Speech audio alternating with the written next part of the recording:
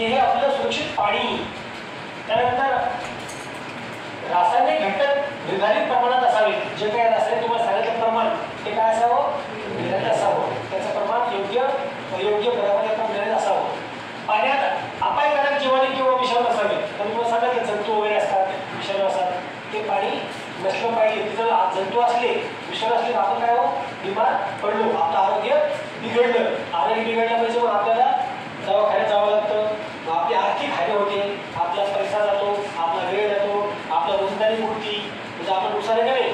बघा एकासाठी दुसरे पण व्यक्ती आपल्या सोबत येतात ना सोबत, त्याचंही नुकसान, आपले नुकसान, मजुरी मूर्ती. म्हणजे बघा पाण्यामुळं किती नुकसान होतं हे तुम्ही या ठिकाणी समजून घेतलं पाहिजे. फार या ठिकाणी पाण्यामुळं आपलं आरोग्याचं नुकसान होतं. म्हणून सुरक्षित पाणी कसं असलं पाहिजे, कसं जपलं पाहिजे हे आपण या ठिकाणी समजून घ्यायला पाहिजे.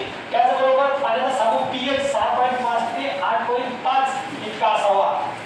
बरोबर आहे. पाण्याचा साबू कितला असला पाहिजे, 6.5 ते 8.5 इतका असावा.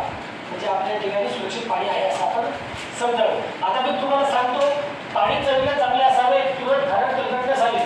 मला सांगा तेलकट पाणी कसं असतं, पाहिलं वरून तेलकट असतं. जर